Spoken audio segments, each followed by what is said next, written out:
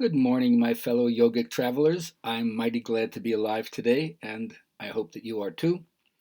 We continue our study into the Dharma tributaries of Buddhism that have made their way into influencing my life, and I guess you could call it my spiritual path, whatever path to awakening I seem to be on, and I hope that you get something for yourself. I was very fortunate, as I mentioned in yesterday's video, that I was exposed to Tibetan Buddhism in 1974 in Naropa University in Colorado. And I love the idea of their educational model that the teachers meditated with the students, and that in addition to the academic program, you had to do something that they called an intuitive art. You had to learn tea ceremony or flower arranging or archery or something that honed the right brain skills and that had a tremendous aesthetic to it to balance all the left brain intellectual work. And that's where I also got exposed to Vipassana meditation, which led me 2 years later, 1976, to take my first Vipassana retreat, silent retreat. And that was at Insight Meditation in Barre, Massachusetts. Very, very similar to Iyengar Yoga's pranayama of moment-to-moment awareness of what's going on. But there I learned much more the fundamentals of the Buddhist system. And one of the things that you learn is the idea of the 5 hindrances, sometimes called the 5 fetters. And one of the classic statements is, it's easier to conquer 1,000 enemies 1,000 times than it is to conquer the self.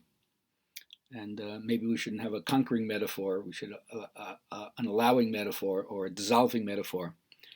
But although this is hard to envision, it's not impossible.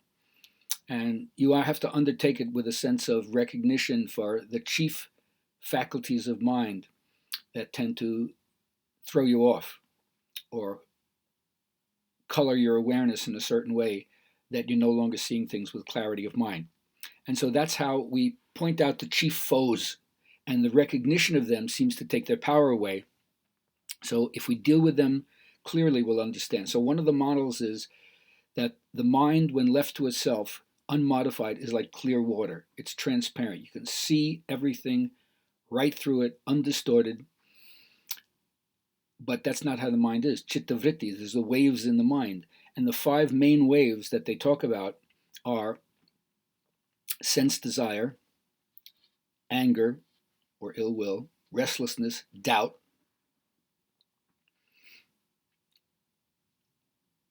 and torpor,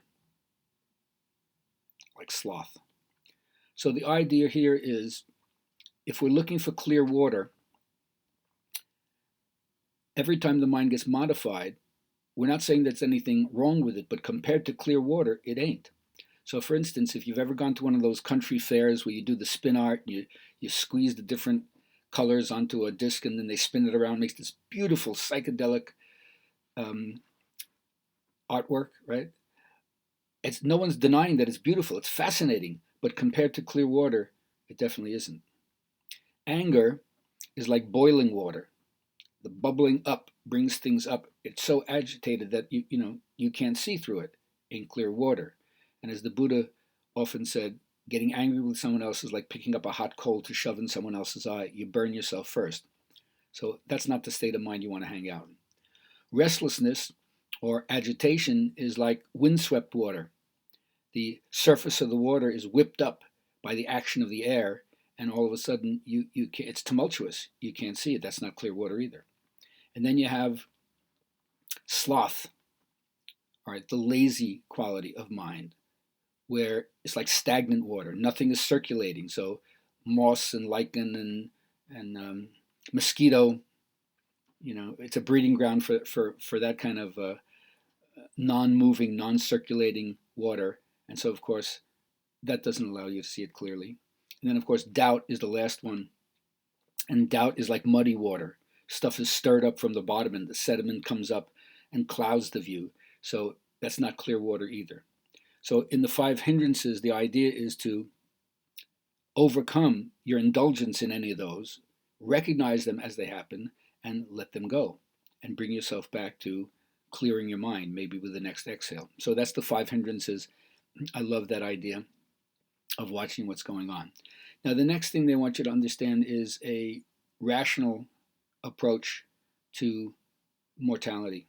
There was once a woman who was so devastated about her son dying that she thought that the Buddha could do some kind of ceremony and either resurrect him and bring him back to life, or maybe guarantee that he could get to the heaven world. And so the Buddha saw she was distraught and said, okay, if you can get me 3 mustard seeds from 3 different houses where nobody has died, I'll bring your son back to life.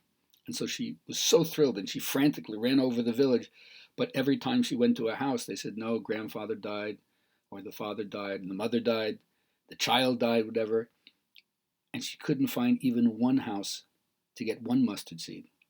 And then she understood that this is something that all human beings have to face.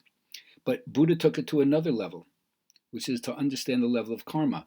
So there's the story about a young man whose father died, and he was so distraught, he thought, if the Buddha could only perform the Brahmarandra ceremony, which apparently had to do with cracking the skull open after a body had been partially burned in the funeral pyre and the skin and flesh had melted away. If you could crack the 7th chakra, the crown of the head, open and recite the right mantras, then the spirit would clearly go to the heaven world.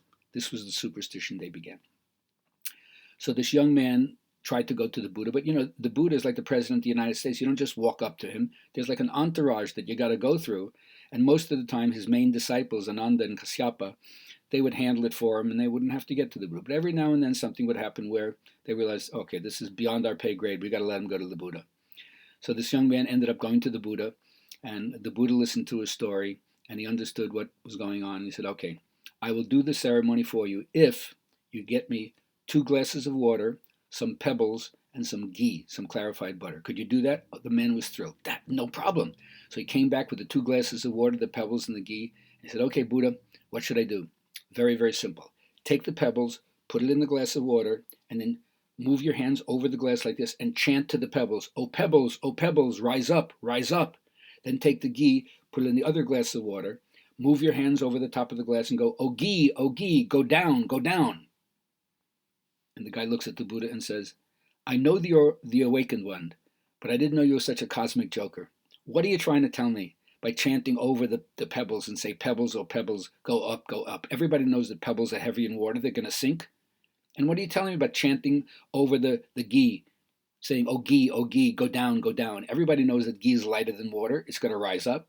What are you trying to tell me? And so the Buddha, in typical Buddhist Jewish fashion, answers a question with a question. Well, let me ask you a question. How come you know so much about natural law, but when it comes to your father, you're a dumbbell? If your father, when he was alive, did deeds heavy as stone, he's going to be pulled down. Who can pull him up? And if your father, while he was alive, did deeds light as ghee, he's going to float up. Who can pull him down? At that moment, the young man understood what the nature of karma was all about. And so he humbly bowed and said, will you accept me as one of your disciples? And he did. So once again, all these stories lead you back to, are you going to sit still? Are you going to not let your body move? Are you going to shut your mouth and even stop your thinking and just observe? Any discussion that we have, any story I tell, always relates to practice. If it's an asana practice, we say hit the mat. And if it's a meditative practice, it's sit in silence and experience effortless being. How else are you going to observe the process of how things are happening?